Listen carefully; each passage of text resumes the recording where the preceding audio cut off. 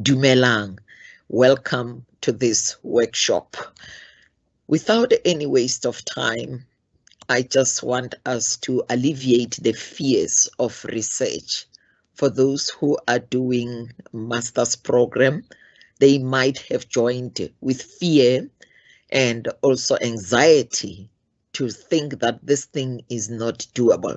For those who are in the doctoral program, they are at ease now. They are comfortable because they've walked the journey. What is actually research? You'll find that you have been engaged in research for most of your life. You tried most of the things and you were doing research, but you were not aware that actually what you are doing is research at a practical level, and you also implemented some of the findings, although you were not jotting down some points. Basically, when you engage in research, you start with a problem. There should be a problem that you are addressing, or let me say something of key importance. And there's a need for the study to say, what can I do to arrive at a solution to this problem? And there's a reason again for that study that you engage in. And how you conduct your study, it's another thing that is of importance. You should ask yourself questions such as, where will I conduct the study? What will I use? Who will be engaged? What instrument will be used? When can I collect data?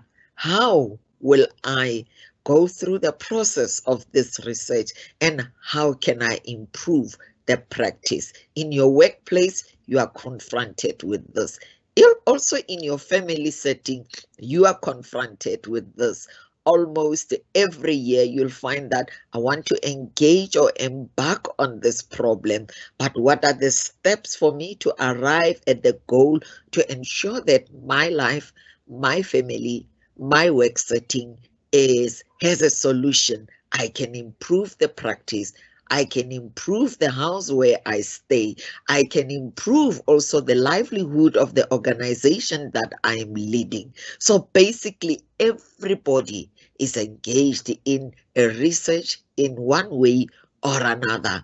This was just an introduction to say research is not something that you should be scared of, but it's something that you should look at practically, that I've been doing this, therefore, also in my master's degree, I can nail it, I can pass and succeed.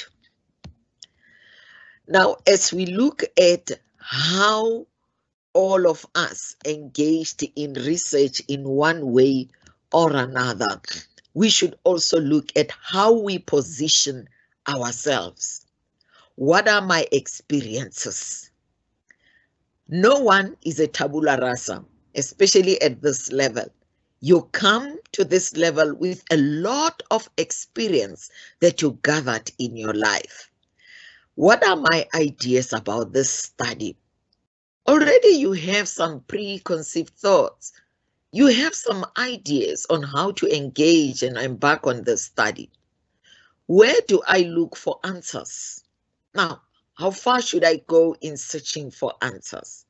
And as a human being, you are occurring in a bigger system or an ecosystem. Your family has some answers for the research that you want to embark on. Your family gave you some life experiences, especially if you are a social scientist, and also in the STEM sciences, you should have seen some of the things that put some experience or contributed experience into your knowledge field. Your neighborhood, your community contributes also to the ideas, to your experience, and also the live libraries. We have the working libraries, the grandmothers, the grandfathers in our community. All these people that we engage with in life, they are the life libraries. Your state, your nation, your culture contributes a lot in your experiences, give you ideas, and also become the life libraries, the working libraries. And when you look at the wider world, you find that at the macro system, these are some of the areas that are also contributing to your broader perspective of how you gain knowledge. Now, there are steps that we normally follow as we engage in research. The problem, as I've already said in the first slide, the plan, you devise a plan, you act, you implement your plan, you observe, collect and analyze data, you reflect and share with the public. As you complete that dissertation, you are now sharing with the public that this is me, MD Magano. I've now concluded my study. I'm sharing with you. We find it as we go to the institutional repository library, then we find your study there. Now, today we are going to look deeply at the second step of our research. Develop the research plan, the how part. We are addressing the how part. And the how part has a number of questions that I spoke earlier on, the where, the what, the how, the when, and the who part. Now, as we embark on this how part, we look also at a phenomena called a paradigm. Now you can ask yourself, what is a paradigm? And in one slide where we had the concentric circles, if I can just go back, I said in this ecosystem, this ecosystem helps you in shaping your paradigm, helps you in establishing your paradigm. Let's look at what literature is saying about the paradigm. And educational research draws on tools of behavioral sciences and social sciences. For instance, we in the social sciences, as we start in our first year doing BA or Bachelor of Education, we collect information in anthropology, in sociology, in psychology, politics, economics, history, etc. These knowledges that we collected, amassed in the junior degree, they actually formed a basis of shaping your worldview, shaping how you will see the world. For instance, some of us, we did psychology 1, 2, 3. We were basically laying the foundation of how we think, especially in our behavioral sciences and also in the social sciences. Those who are in the field of economics, so as you were doing economics 1, economics 2, economics 3, or history 1, or English 1, all those courses that you did in your undergraduate degree, coupled with your life experiences, coupled with the environment where you occur, they formed a foundation for shaping your paradigm. Every researcher has his or her own view of what constitutes truth and knowledge. So truth and knowledge forms also part of the paradigm. What is a paradigm? A paradigm is a world view. Is the way you see the world, is the way you perceive the world. A paradigm is a fundamental model or scheme that organizes our view of something. Because I embedded my junior degree knowledge in psychology, in education, I did other courses like geography, like biology, Africans. Those were my courses. I did a bit of anthropology, but I didn't continue with it. But I embedded myself in those disciplines. They formed basically how I view the world now, how I attach meaning to phenomena. So what we can say basically is that a paradigm is a world view, how we view the world, how we see things in life. But now, a paradigm also shapes our truth and knowledge. In everything that you do, you look at where lies the truth here. Is this knowledge? Is this a fact, or it is just a myth? Political pressure can media can turn maybe something very small into a big, a huge mountain. And then the truth will always remain. There can be sayings that are going on, but is that truth? Is that knowledge? And then we always weigh things on a scale. Even when you are told a story, I like one author, Chimamanda Adichie Ngozi. That woman is saying something about listening to one story in one of her novels. And when you look at truth always and knowledge, always a scale comes into picture. When we search truth and knowledge, we always go to the books, we go to the library. Currently, we have the internet. Now, this truth and knowledge, they frame how we view the world around us, which is what social scientists call a paradigm. Now, in simple phenomena, I can say truth and knowledge frame how we view the world around us, which is what social scientists call a paradigm. So, simple with, a paradigm is a world view. Now, how you view the world is basically based on assumptions. And what you assume may not necessarily be truth.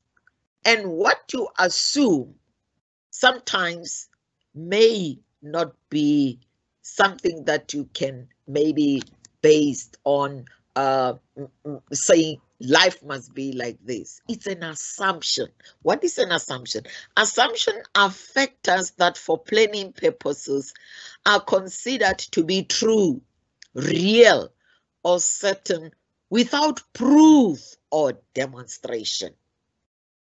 Without proof or demonstration. So this is an assumption. Assumptions affect all aspects of project planning. So even in your research, because your research is a project planning, you are going to have some assumptions where you base your study or your project. And these are part of the progressive elaboration of the project. Assumptions generally involve a degree of risk. If you take the topic or the title of your study, basically, currently you have some ideas because you have life experiences and you have been occurring in this work environment. Because I'm a teacher, I will always revert to the school situation. You assume that female principals are harsh. You assume, it's an assumption. But is that the truth? The answer lies in your mind, in your head. It's an assumption. You assume that male principals are bullies. It's an assumption. It may not be proved, a proven fact that indeed principals who are males are bullies. You assume. Let's continue. What are assumptions? As you look on our left-hand side diagram here, assumptions, is it a fact? Is it taken for granted? It goes without saying. Resource we need. Actions we perform. Sequences we follow. These are assumptions. You assume that as I do this, then this will come, then that will come. But sometimes we may not be truthful. It depends on the lens that you are wearing. A paradigm is informed by philosophical assumptions. As I defined what an assumption is, it is not proven. We assume that this thing can be like this, but we need these assumptions for a project. You need that assumption that if I start this foundation of a house, I will complete the entire. You assume that the money that I have, the builder that is here will be in a position to build a perfect house. You assume. You assume. So these assumptions in a paradigm, they rest on three basic things. The nature of reality, which is called ontology. The way of knowing, which is called an epistemology. The ethics and value system, which is axiology. Therefore, when I define a paradigm, I will be saying a paradigm is informed by philosophical assumptions that are based on the ontology, the epistemology, and the axiology in our life world. The ontology is basically the reality in which a phenomena occurs. Now, the reality cannot exist in isolation, but it must be backed by the knowledge and the ways we happen to know that phenomena deeply. But as we explore this phenomena, we must be governed by the axiology, which is the ethics and the value system, knowing that we need to respect the people that we work with, respect the environment, those who are in agriculture and life sciences, respect also the livelihood of animals that we work with. There must be ethics. There must be a reality that if we kill all these rabbits as we do conduct experiments, are we not tampering with the ecosystem? And also the way of knowing. Indeed, we need to explore that. So basically, a paradigm is informed by philosophical assumptions, looking deeply at what reality is surrounding this phenomena. How do we deepen the knowledge in this field or in the project that I'm engaged in? And how do I respect? How do I conduct myself ethically as a researcher? I hope by now we got the definition. Now, these philosophical the paradigms and philosophical underpinnings, we have quite a number of them. The first one is what we call the positivist paradigm. So the positivist paradigm, as a term says, it was coined by Auguste Comte, which reflect a strict empirical approach. Now, the minute I say the study is embedded in a positivist paradigm, I know that the researcher or the student is focusing on working with numbers. I already assume that it is a quantitative study. It's followed by a constructivist paradigm or interpretive paradigm, which tries to understand the human nature. It explores, it interprets how human behavior is like. The third one, a transformative or emancipatory paradigm. This one, it tries to destroy the myth and empower people to change society radically. I'm going to explain each of them elaboratively. The paradigms and philosophical underpinning, we have the fourth one, post-colonial indigenous research approach. Why do we use this one as a philosophical assumption? It challenged the deficit thinking and pathological descriptions of the former colonized and reconstruct a body of knowledge that carries hope and promotes transformation and social change among the historically oppressed. This is said by Chilisa and Kawulish. Now, some of the knowledge in our, maybe let me say in Africa and from the East, they were sort of pushed aside, marginalized by the West, simply because this knowledge was seen as barbaric. And sometimes when I think deeply about this, I say, but they did not occur in the space of an African. They did not occur. Remember, a paradigm is a worldview. Their worldview was limited to the West. That is basically what they knew. Hence, they did not see other things as knowledge. Look at the knowledge, the epistemology that was in Africa. The food preservation. These are beans. And I think we also have some type of, different types of beans, as the picture is not so clear. But our old great-grandfathers, mothers knew that winter is coming. So in winter, we won't be able to plant beans and then we harvest and eat. But in summer, as they produced more, they dried them. And after drying them, they were able to preserve them so that in winter, there is food. So this was knowledge.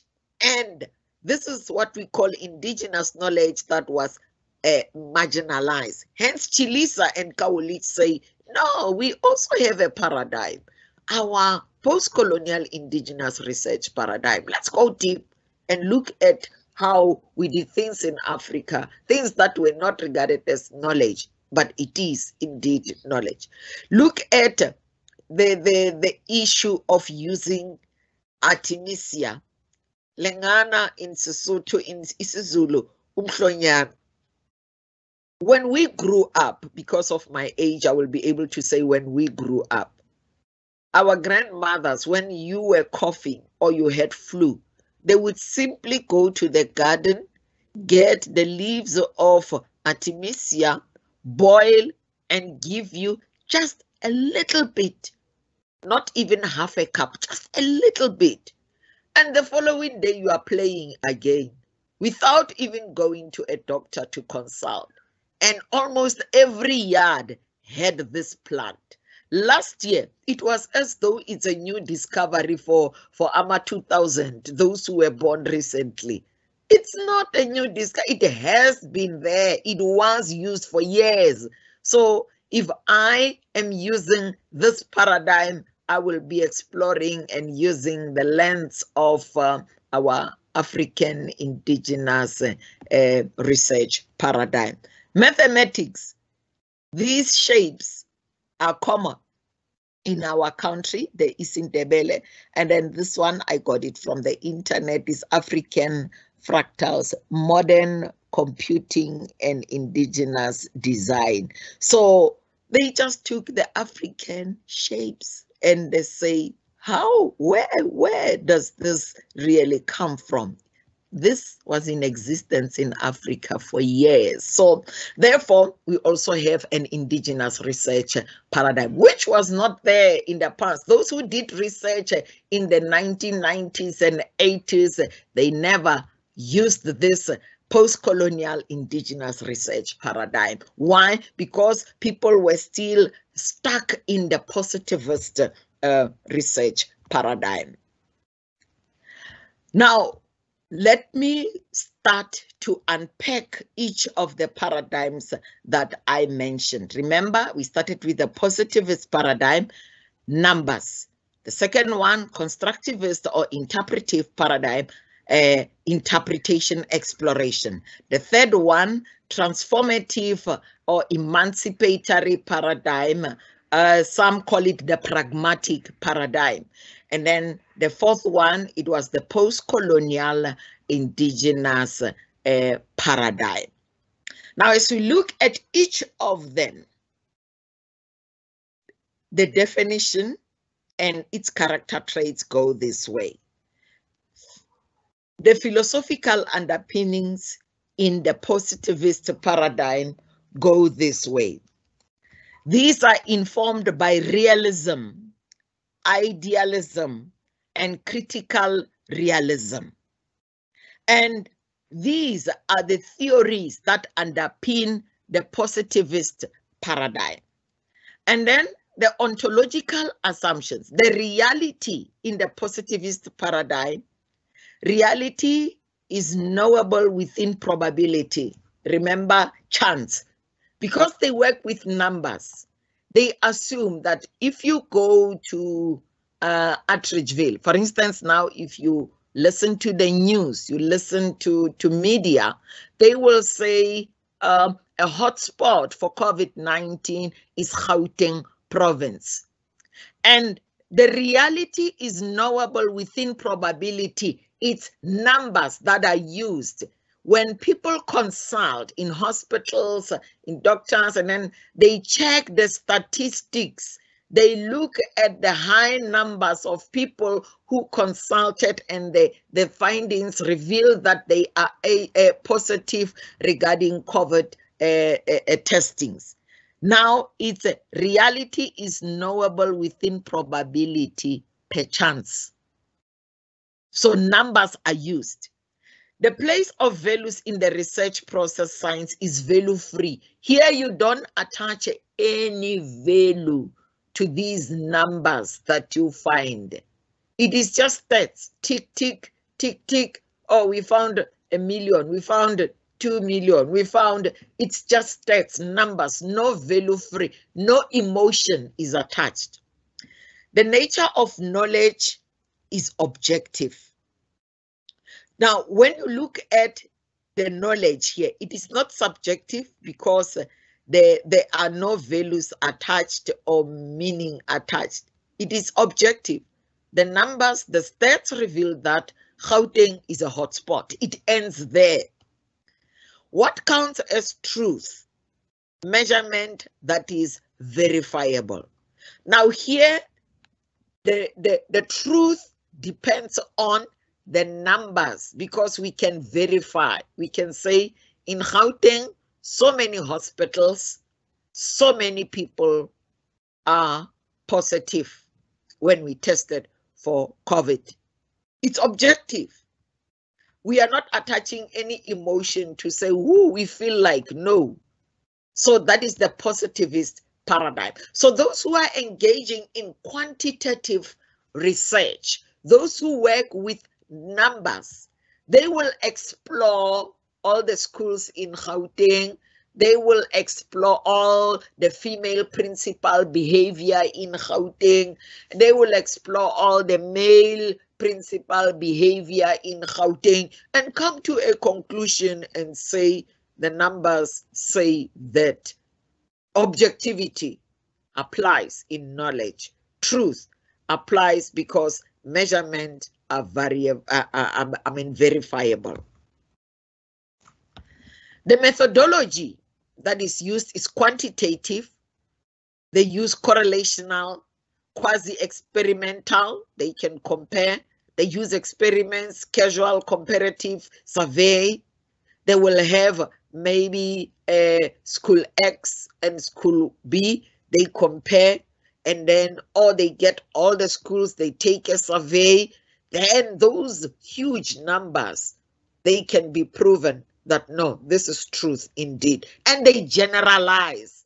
The findings are normally generalized. Why? Due to the high stats.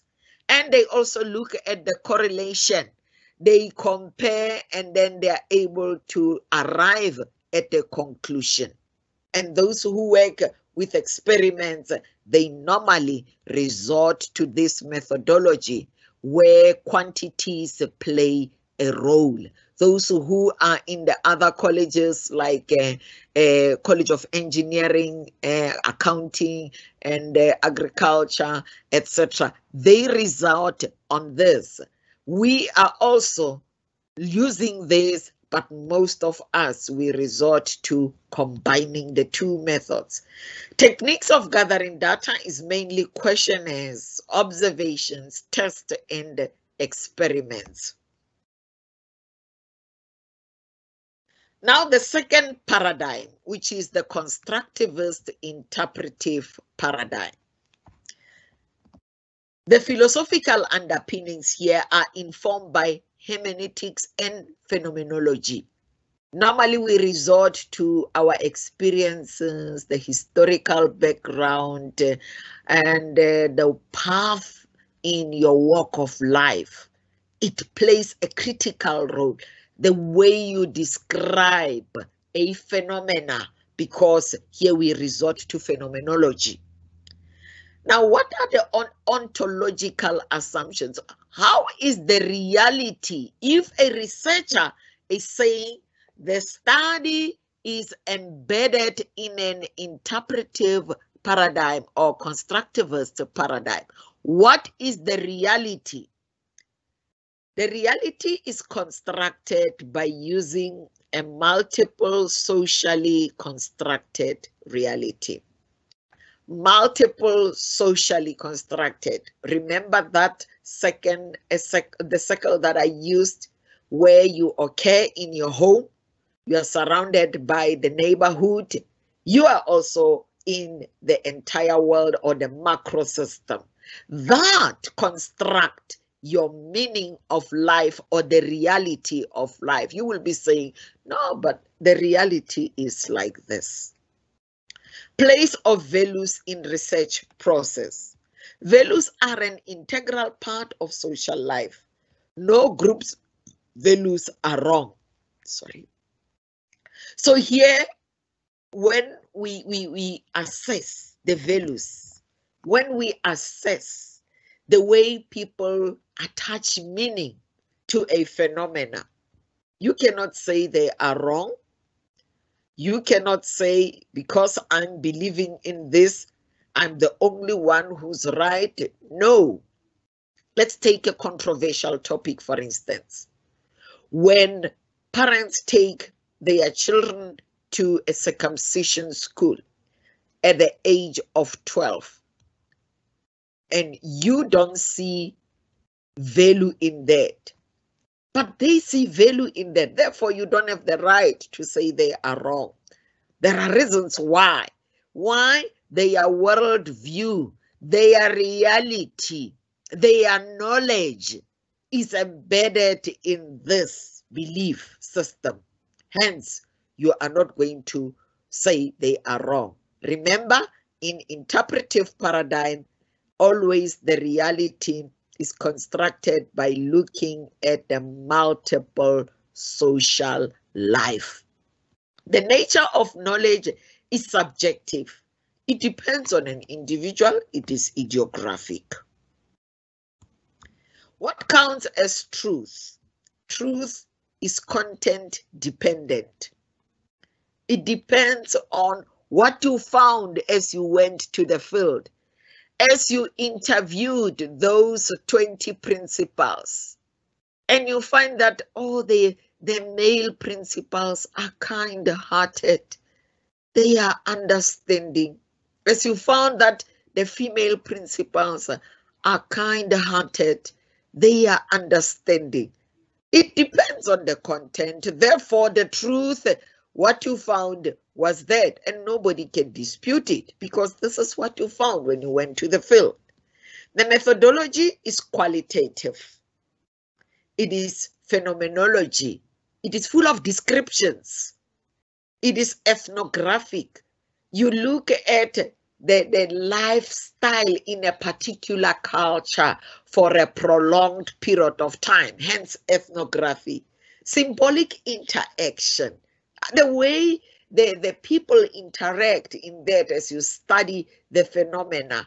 It feeds onto the truth that you find. It is naturalistic again. Techniques of gathering data is mainly interviews. You talk, you interact with the people. Participant observation. You observe. You can spend 3 months visiting a school, maybe on alternate days, just to see how the day starts, how kids move to the classes, how lessons are conducted. You can take pictures. As you enter the classroom, you look at how the teaching aids are used in this grade 1 class. If the walls are empty, you just take a wall empty, no picture. And for us as educationists, we know that you use that as data. You say, I went to 10 classrooms in the school. I took pictures around the walls. There was no single picture, no single hand-drawn diagram. You take photographs around the schoolyard. For school safety, you take photograph of a fence. This fence is old. It's even, lying on the ground. Anything can just get into the schoolyard. It counts a lot for us as constructivist researchers. Diaries and documents. Sometimes you can, maybe as you start with your participant and say, just document daily as a guidance teacher or as a life orientation teacher, the cases that are reported to you regarding bullying in your school. Just jot them daily. And then after 6 months, you visit that teacher. You say, let me see your diary. If the teacher is honest, the diary will be having some cases that were documented, etc. Then you study that. And we also study documents, the policies, the school code of conduct in a school, for instance. So those are things that are used in gathering data in an interpretivist paradigm. The third type of a paradigm is the transformative paradigm, emancipatory paradigm. Some call it a pragmatic paradigm.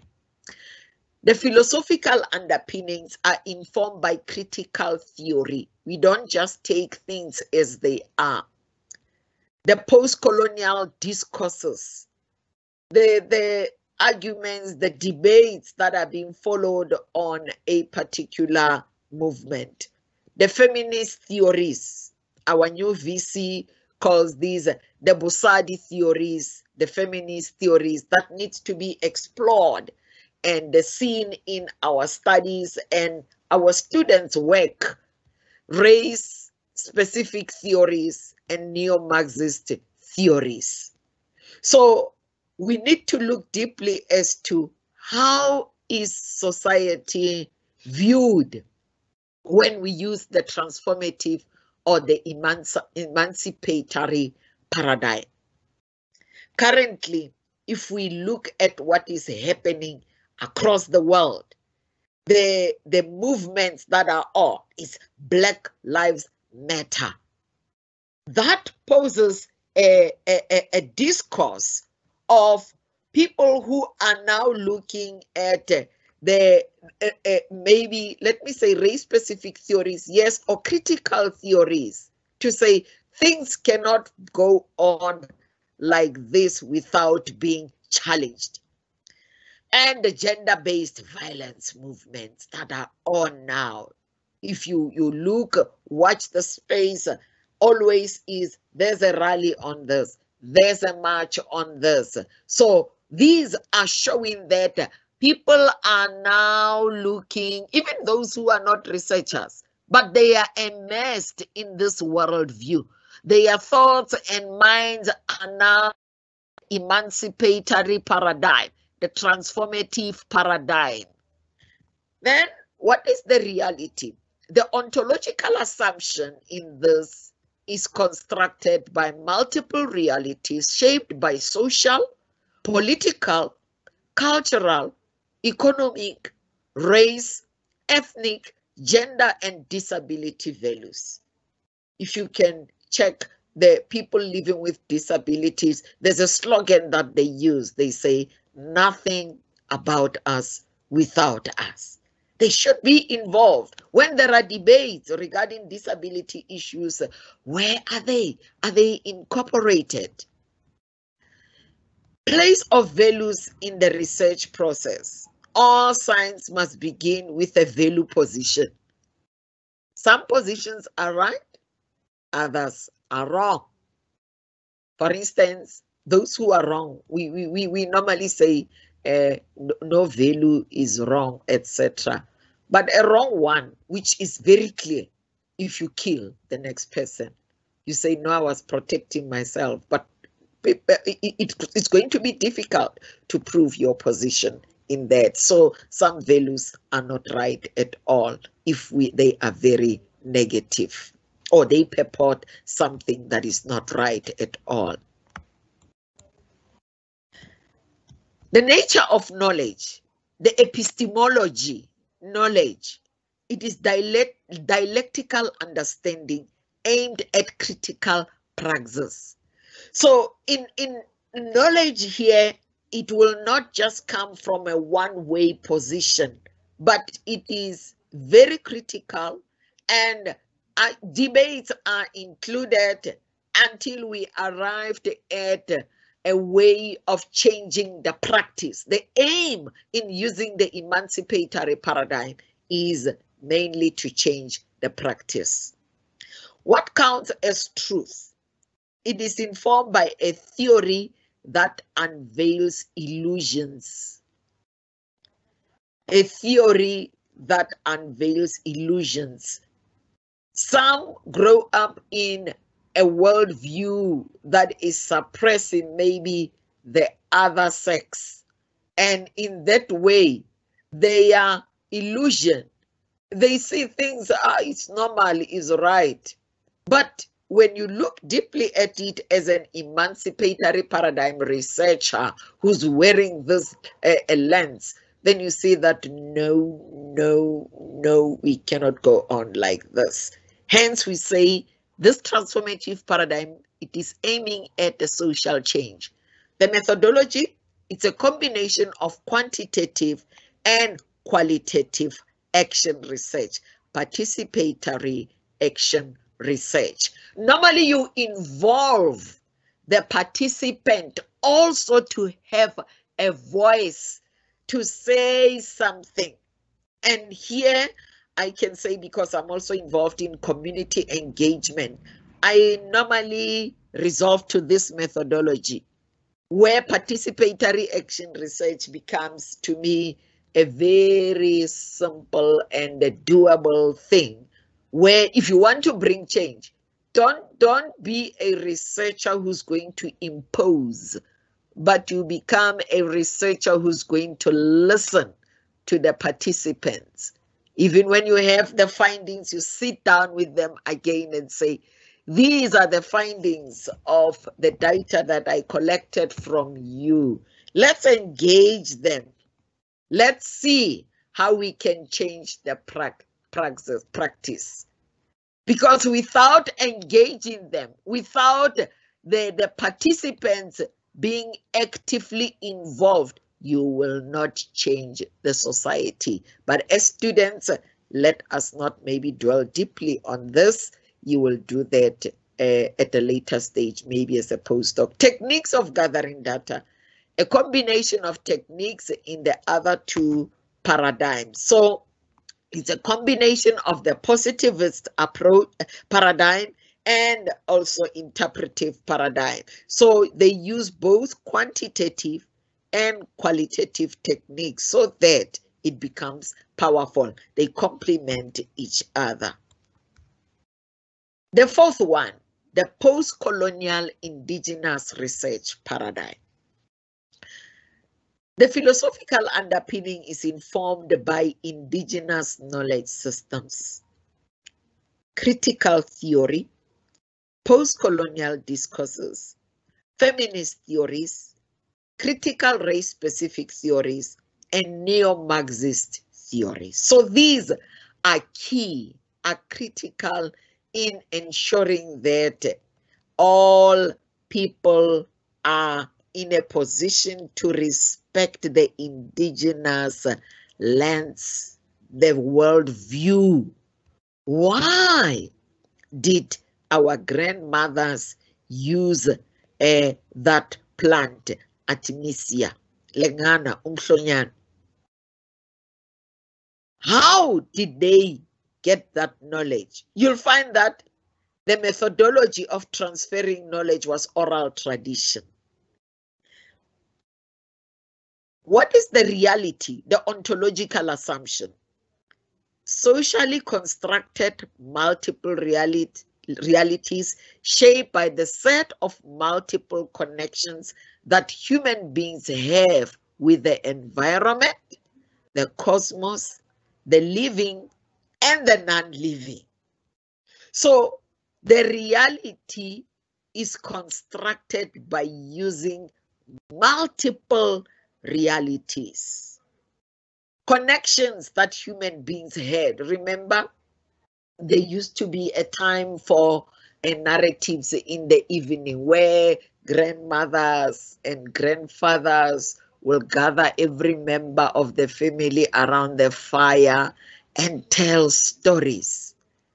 And sometimes there was a psychology involved in some of the narratives.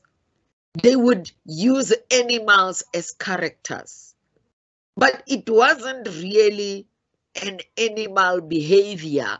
They were trying to shape the morals of the children by using maybe a hyena and a rabbit, a lion and whatever animal.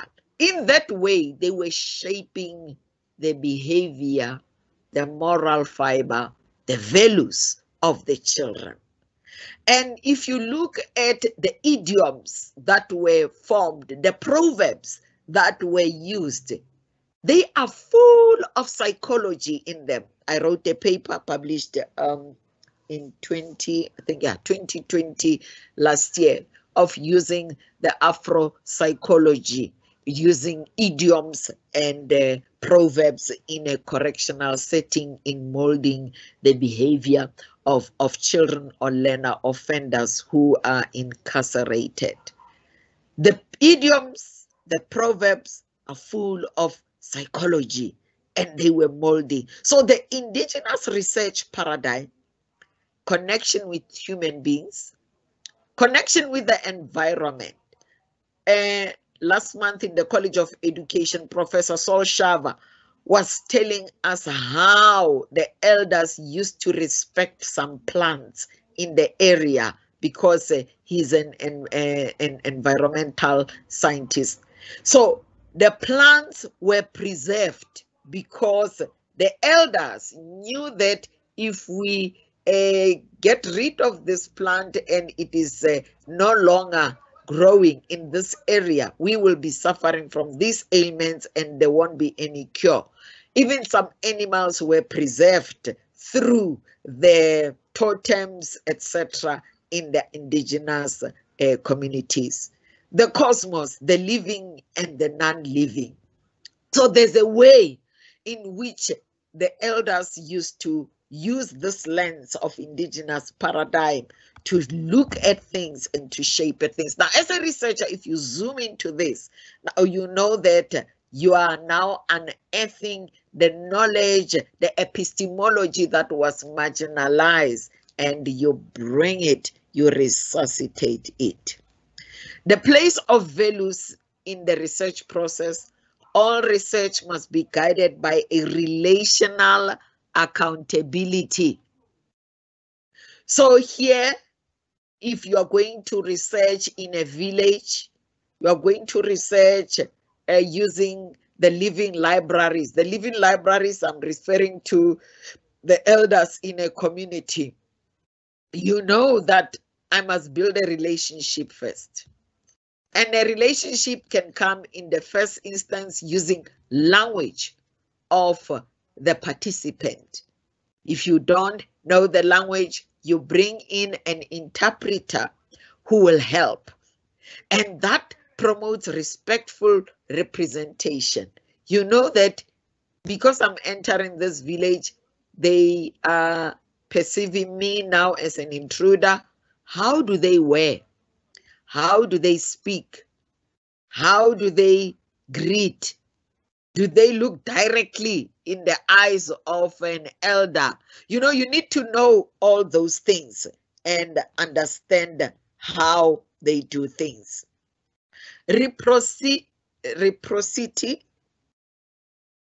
okay, and rights of the researched. The rights of the researched, they link again with the axiology, the respect, the ethics attached to that. Because I research more in the correctional schools, you are given a long list of do's and don'ts and how you respect the environment, the officials in correctional setting, also the offenders that you interact with, and how you are not supposed to be speaking to them and how you should be speaking to them. All those things, they do have rights. And some, as I was conducting my research, they said, I don't feel free to talk. I want to write. Then I changed the research method and technique there and there because the participant did not want to talk, but to write. He felt safe by writing.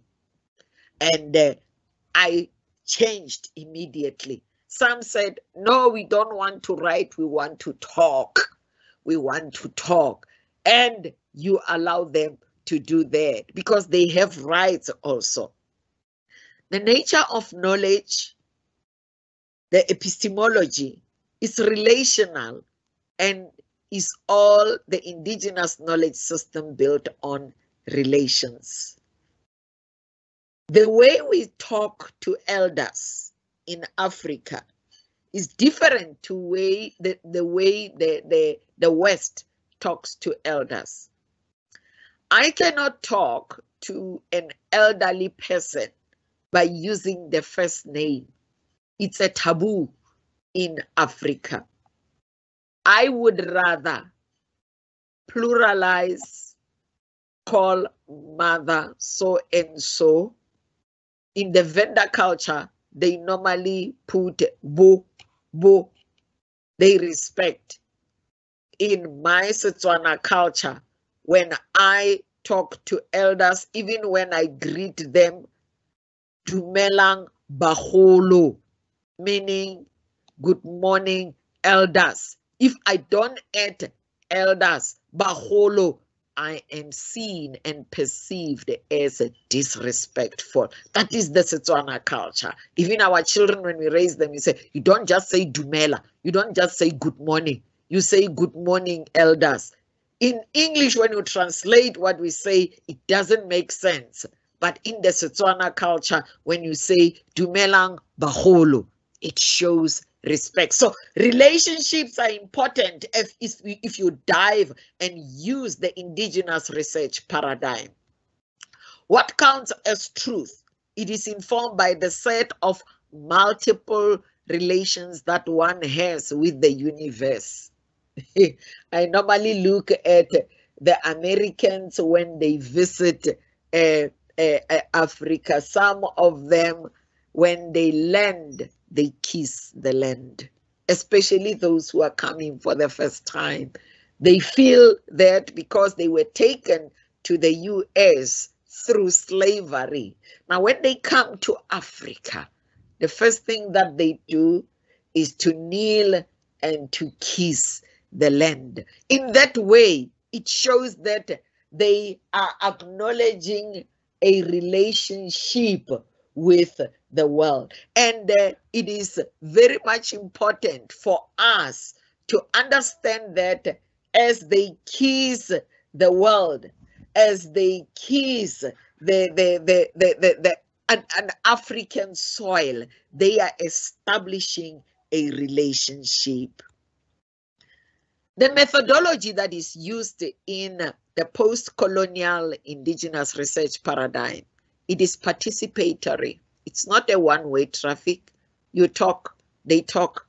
It's liberating and transformative research approaches and methodologies that draw from indigenous knowledge system. So in this way, I can say those who are diving into this, my students, I normally say use a multiple lens. If you're using a mixed method, maybe consider this one also. And then I tie this with the theoretical framework. I say, take the African philosophies. Your study will be so valuable. People will love reading it. They will love marking this work because people are tired of reading one thing over and over. Come with something new. Techniques of gathering data. The techniques based on philosophic sagacity, ethno-philosophy, language frameworks, indigenous knowledge system, and talk stories and talk circles.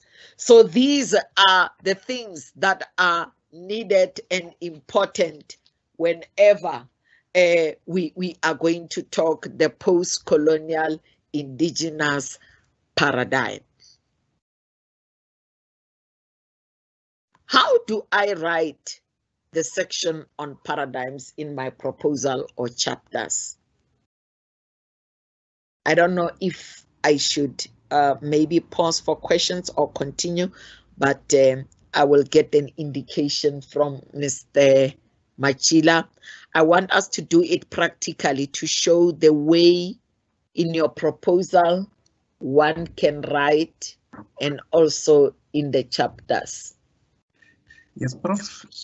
Yes. 5 questions. Can we address them now? Or? Yes, let's address them now, and then I'm going to show them an example from one of my students' work, how you write the paradigm in your studies. Okay, thanks, Prof. We had a lot of comments in the background, and Matilda Chabalala had a question for you when she came into the workshop, but from the 3rd slide, you covered all her questions, so they really appreciate that, Prof. Now, coming to the questions, the first one, they want clarification on examples about difference and similarities about the paradigm versus assumptions. Okay.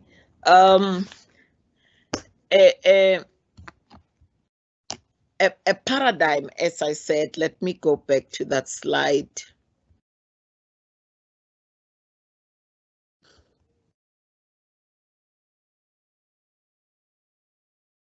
Okay. Assumptions are factors that for planning purposes are considered to be true, real, or certain without proof or demonstration. Assumptions affect all aspects of project planning and are part of the progressive elaboration of the project. Assumptions generally involve a degree of risk. What is a paradigm? A paradigm is a worldview. A worldview which is based on reality which is the ontology, the epistemology, which is the knowledge, and the ethics. Now, your worldview is shaped by those things. All of us across the world, we are basically embedded in knowledge, which is the epistemology, reality, which is the ontology, and ethics. That is your world view. How you raise your children because you have a certain reality of life, you have a certain knowledge of life, You have certain ethics of life. Coupled with that, you assume that what you do, what your paradigm is, will raise a man who will be worthy of a husband, a father, a figure in society. You assume. So therefore, a paradigm, we cannot say a paradigm is an assumption. No. We say your paradigm can be an assumption that things may turn this way. Look at the last sentence on the warning. Assumptions generally involve a degree of risk. What is your paradigm? My reality is that I was raised up without being scolded. I'm giving an example. My knowledge is that I cannot work.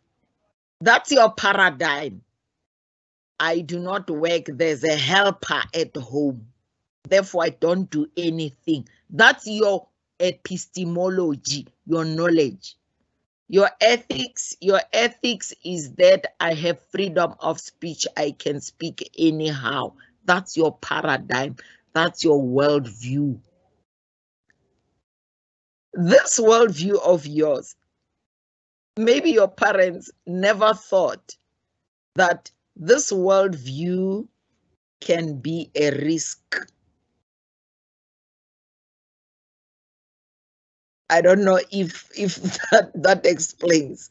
So in your study, if you choose a paradigm, now let me go to the reality now. If you choose a paradigm like this one, a positivist paradigm, you work basically on numbers. This is a philosophical assumption that if I use a positivist paradigm to explore or to investigate the behavior of male principals, I will find out how all principals in Gauteng behave. It's an assumption. But when you finish your study proves that, and here you verify by numbers, your study proves that all male principals in Gauteng, they are kind-hearted, they are behaving, because they were ticking the box. Remember, you gave them a questionnaire. You didn't use interviews. You didn't use observations, maybe. You didn't use diaries. You didn't check, there's that book in the office of the prince, a logbook. You just gave them a questionnaire and they ticked agreed, agree, agree, agree, agree, agree, agree. You were using a positivist paradigm only. And then the results turned out, they prove that they are kind-hearted, they handle their stuff with care and love, etc. Due to the numbers, you had an assumption. Therefore, we can say that the paradigm is a philosophical assumption that may guide the study to its fruition. If you use the constructivist paradigm using the same questions, but here you expect and you are going to conduct an interview, you are going to do also observations. You interview them. As they talk, these principals, some, they give the answer which is positive, but they're frowning. Now, in your interpretivist paradigm, remember the ontology, the reality is constructed by multiple social constructed realities. They were saying they love their stuff, but their faces were frowning. You do that as an observation. And then the nature of knowledge is subjective. The epistemology is subjective. It depends on you as the interpreter. And you use also a multiple number of diaries. You can check the logbook, for instance. There are so many cases of misconduct that are written in the logbook, if it still exists in the schools. But you check, the principal said the staff is well behaved, etc. But what the diary doesn't say so. No. He has documented so many things contrary to what he was saying. So you are going to have a number of things that are actually feeding into that interpretive paradigm, into that a philosophical assumption. Okay. Another question. I don't know if I've answered. Yes. Thanks, Prof, for unpacking that one. And I think you have also responded to Prosper's question. Prosper, if you are okay with the answer, just let us know. The second question, Prof, is from Gogi.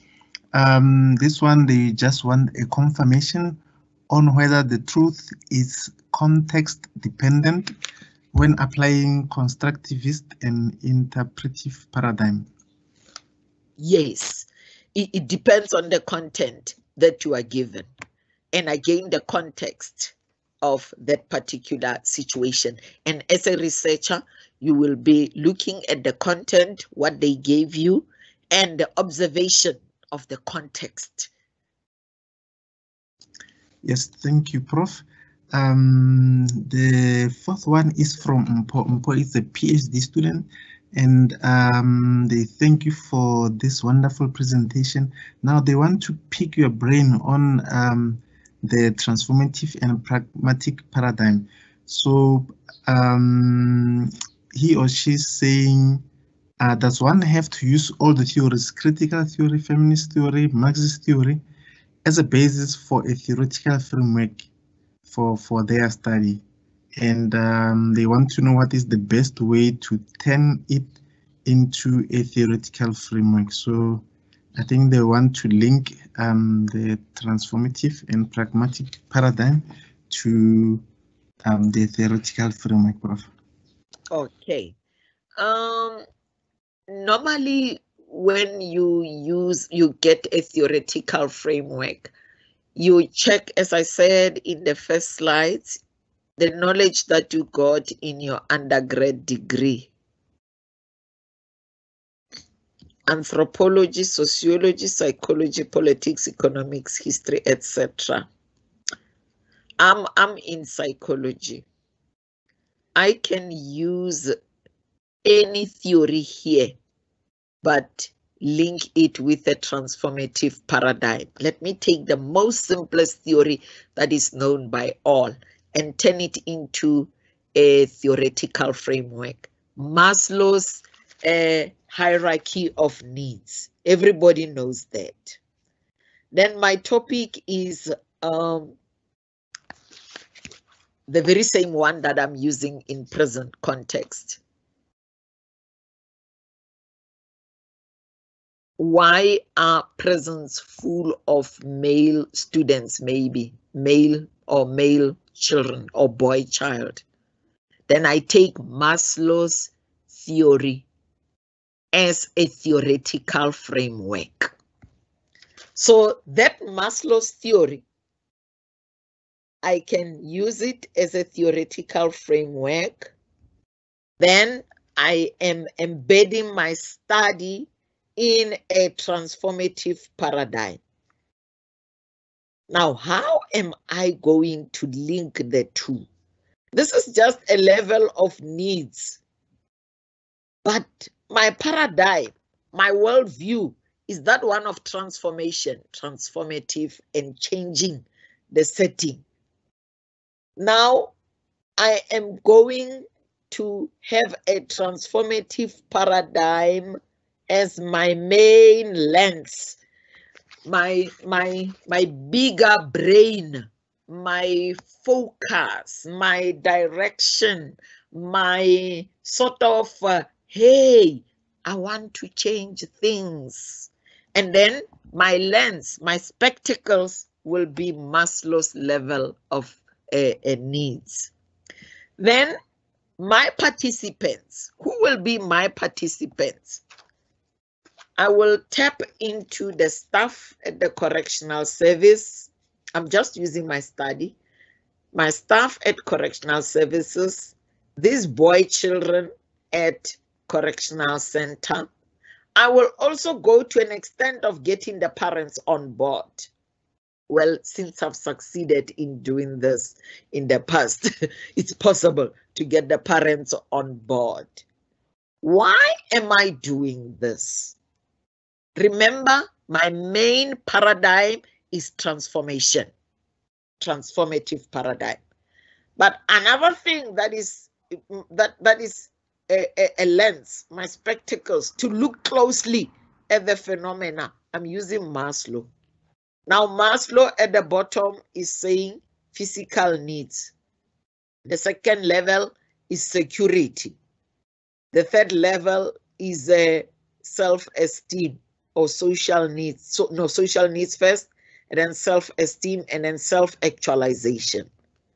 Now, in this instance, as I'm interviewing the staff there at Correctional Center, I'm looking at, is this Maslow lens helping me?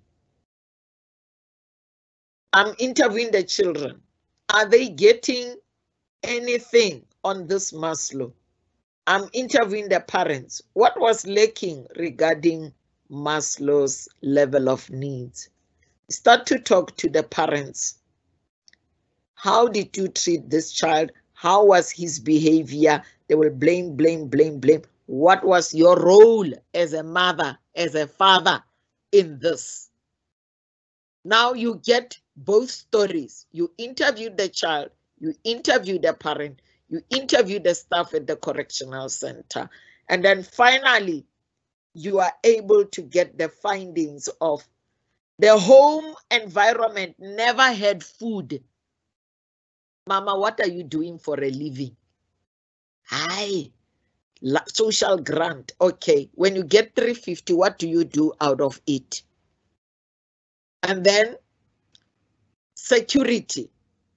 Was this child safe at home? Currently where he is, does he feel safe? Social aspect. Was the social aspect positive at home? Here, how is it? Self-esteem. Was he loved at home? Is he loved here? And then self-actualization. How can they change? Normally, I resort to transformation by putting education right at the center and skills. And I rope in a number of people to do this. Religious organization, skills, school of computing, education, some lecturers go there, we teach in the classes, etc. We have Parents' Day. I'm now talking intervention. I'm bringing the transformative paradigm into perspective, colleagues. Then when the parents come on Parents' Day, we display the artifacts developed by these children. We show them the books that the kids are now learning. They're in school, they are changing, they can write poems, they recite. There's a full program for that day. The parents will be crying and say, my child has changed. My child, I give them certificates from UNISA with the emblem of UNISA. And then in that way, they say, oh, Mama, we thank you. Some come thanking the teachers also. There's that close relationship, you change. Initially, when we started in the correctional context, the school's windows were broken, etc. The language was foul, etc. in that school. But we said, boy, John, we don't speak like this. Speak, Also the teachers, we don't speak like this. Call these children using their first names, not the other way around. So it is a transformative paradigm using a simple lens of Maslow. I didn't even go to the big and serious theories of feminism and what, just one theoretical framework. Then it worked wonders. So don't go and confuse yourself and use things that you were not used to even in your undergrad degree, and then you find that you can't even unpack that theory. It is so difficult, and then you end up in a confused a chapter of linking your paradigm and your theoretical framework. Another question? Yes, thanks, Prof. We are receiving feedback that Prosper is okay with the answer you provided. Prof, your workshop has attracted students from all over the world, and we have Hamid. They want to challenge your ontological assumption, as they are not in Africa and they're struggling to conceptualize circumcision school, which they were interested in when you were talking about it. So they ask if you can briefly touch on what it is. Thanks, Prof. Oh, okay. Thank you, Hamid. Every nation across the world, they have their indigenous knowledge. They have the way of doing things from their own indigenous perspective. In Africa, we have a school which is called a circumcision school. When a child is in the adolescent stage, they normally go to the mountain with elders, especially the male children. Even the females, they have their school. And they are circumcised. They are taught the African values of respect, of morals, of speaking like an adult and an elderly, using a language that will be respectable by the elders in a particular community. And the circumcision, it's more of a medical thing. And I am not free to explain it here since I did not go to the circumcision school myself, and since it may be offensive to others. So it's more of a medical thing that was done culturally to the male and the boy child. But when they came back, it will be a big feast in society or in a community. And they will shower this young man with presents, and he will also get a name to show that now he's a man. He is honored by his family, and people will be rejoicing, and they will be singing praises. Praise poems will be recited on that day because it's a feast. But as the years went by, some are abusing this kind of schools. Some are using it, for economic, and they commercialize it, which has distorted the original African meaning, which was full of respect, morals, norms, and values. I think I can speak up to that level. Yes, thanks, Prof. Prof, let's take the last two from Lindiwe and Pindi and allow you to proceed. Lindiwe's one, they just want a confirmation. She's asking, do these concepts that we are talking about today question the philosophical view that the researcher brings into their own research? That is, things that can be taken for granted. And the last one from Pindi, she was not sure about whether there's a difference between assumptions and a hypothesis, and whether the assumption that she has can be transformed to be the hypothesis for her study. Thanks, Prof. Okay. A hypothesis, I think it will go with the research question that you bring in your part of the objectives. As you ask yourself questions, then you also bring in a hypothesis. I've just forgotten my quantitative research knowledge, so I will not go deep into that. The day when you do the hypothesis, those who are in quantitative research can explore deeply on that.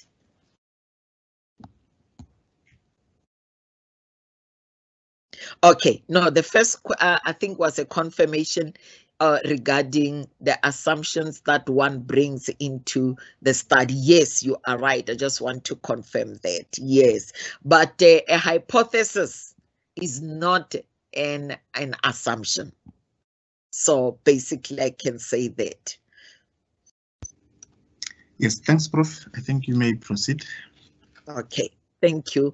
I just want us to now have the reality. Where do you place this paradigms in your proposal or in your chapter?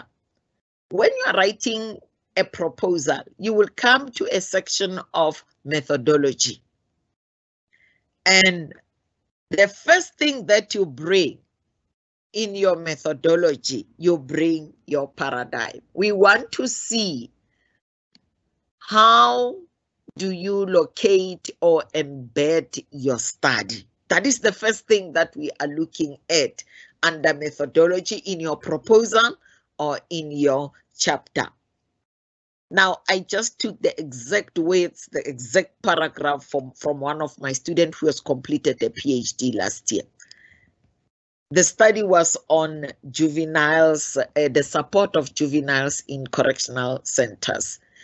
The study is embedded within an interpretive paradigm. Henning, van Rensburg, and Smith assert that an interpretive paradigm concerns itself with social phenomena that require an understanding of the social world that participants live in it. It emphasizes experiences and interpretation.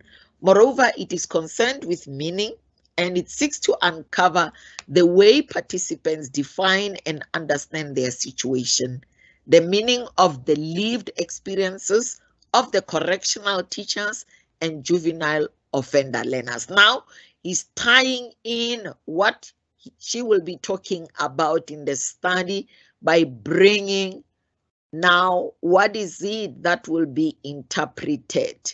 It will be the meaning of the lived experiences of the correctional teachers and juvenile offender learners. Now, what are the philosophical assumptions? A paradigm informs worldviews beginning with a set of philosophical assumptions that result in research. The three philosophical assumptions that inform this study, now she's bringing me closer to her study, are ontology, the nature of reality, epistemology, ways of knowing, and axiology, ethics and value systems, as said by those. After philosophical assumptions, the researcher identifies a research question that informs the approach or design that is used in qualitative research to collect and analyze data. Now, zooming closer to what her ontology is in this study. Ontology is a set of philosophical assumptions on the nature and being of existence. It offers the answers to the question, what is real? It is concerned with the assumptions and beliefs that form our reality and inform the reality that is the object of our research. Furthermore, the ontological assumptions on the interpretive approach believe that reality is socially constructed. Reality is in this sense limited to context, space, time, and individual or groups in a given situation and cannot be generalized into one common reality. This implies that multiple realities may be possible for any given situation. In the study, realities include the life world, reality of the researcher, and of the individuals being investigated, and that of the reader interpreting the study. Therefore, the role of the researcher is to report faithfully on these realities in the research and to rely on the voices and the interpretation of the teachers and juvenile offender participants. Now, always you tie in the reality of your study. The reality in your study may be the lives of principals and teachers in the schools in Gauteng. Epistemology inquires into the nature of knowledge and truth. It concerns itself with ways of knowing and how we know.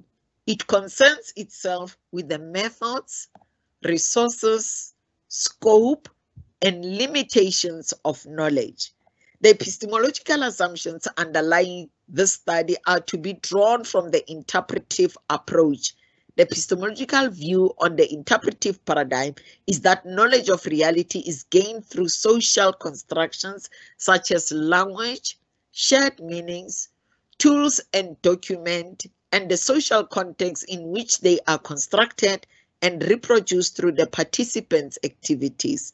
Using this epistemological assumption enables the researcher to increase the understanding of the critical, social, and organizational issues related to the support of juvenile offender learners in correctional center schools. So always you define what you will be looking at and what will be assumed in the lives of those that will be researched. Then the axiology. The axiology assumption formulates on the fundamental question of the ethics and value systems. Since in interpretive paradigm, the reality is socially constructed and knowledge is subjective. Therefore, the social inquiry is value-bound and value-laden. Values inform the paradigm chosen for inquiry, the choice of topic, the method used to collect and analyze data, interpretation of the findings, and the ways they are reported. In this study, the researcher constantly reports the value nature of the information that is collected in the field, while the researcher avoids her biases. In this regard, highlight the following assumptions on axiology. If I was writing this, I was going to say avoiding biases regarding the lives of offender learners, the teachers in a correctional school. I would add a sentence just here to elaborate. I'll avoid the biases of learner offenders or juvenile offenders and teachers in a correctional school and on how they are supported. Why? Always link your study with your explanations of those assumptions. And then here he's explaining just the points that are made by the author, Wagner. To be honest with what my values are, and that enhances my awareness of the value in judgments in making conclusions on the data collected. Be clear about my values position and taking appropriate ethical measures when collecting data from participants. Consider values of other relevant parties connected with my research, may include my supervisor and the University Research Ethics Committee, of which they are of relevance on ideas about the role of values in issues related to the support of juvenile offender learners in correctional center schools and way of pursuing research. So it is always important that you tie your definition of ethics to what you will be doing in the study. Then the structure of your chapter, those who are doing masters, you're going to add this paradigm in chapter 3. And those who are doing PhD, it can be chapter 3 or it can be chapter 4. That depends on how your supervisor wants you to structure it. And you do the same as you did in chapter 1 or in the proposal. But you elaborate on what you will be saying in this chapter. For instance, what I read from that student was just in chapter 1, just to give an overview of the study. But in the chapter of methodology, now you are going to go again, tap into literature and tie onto what knowledge is there regarding the participants, regarding the juvenile. What is the knowledge? The knowledge is saying they are maybe not behaving well. The reality is dictating that there are fights, etc. in the correctionals. You tap into literature that this paradigm, this assumption is based also on what the reality is. This assumption on knowledge is based on what literature is saying. The ethics is also based on what literature is saying, but what are your values and how will you guard against maybe applying your values in the study? You must bracket, always bracket. Do not maybe show any biases, even if maybe you have your own personal beliefs. So that is the structure in the chapter of methodology. It will be chapter 3 or 4. After the introduction, zoom into the research paradigm and your philosophical assumptions, ontology, epistemology, axiology. Then you bring your research method of either quantitative or qualitative. Even if it's a quantitative study, elaborate on what is the reality on the quantitative study, what is the epistemology, what are the assumptions regarding the axiology. I think this brings me to the end of my presentation, and I had an activity that students may take home as homework. I just put the title, but you can put your title of your study. Then you say, what is my knowledge base? Here, go to your undergrad degree. What feeds into your knowledge? If you are in economics, what feeds into your knowledge base? Which theory fits into your knowledge base? Is it psychology, sociology, politics, etc.? Which theories will serve as your theoretical lens? Remember, as I explained, Maslow's theory and also the paradigm. There must be a relationship somewhere, somehow. In which paradigm is your study embedded? Which method will I use? Which approach? Which design? Which will I use? These are the books that I consulted. The one which explains paradigms to me clearly. Other researchers may prefer other books, but when I read the book of Wagner, Gawelich, Ghana, and also Chilisa has a chapter in this book, I got it so well. Even my students, I normally recommend that please get this book of Wagner, Gawelich, and Ghana. I also visit Creswell. I like Creswell. He's simple, he explains so well. I also like Henning van Rensburg and Smith, maybe because all of them were my colleagues at the University of Johannesburg. They explain research so well, and I normally advise my students, read Henning van Rensburg and Smith. When I see that my students are struggling maybe in explaining some of the things, I normally say, get this book, read it. For a beginner researcher, it becomes very simple and clear for them. Mr. Machila, I thank you. If there are no more questions, let me say thank you very much to all the students. Thank you to all the questions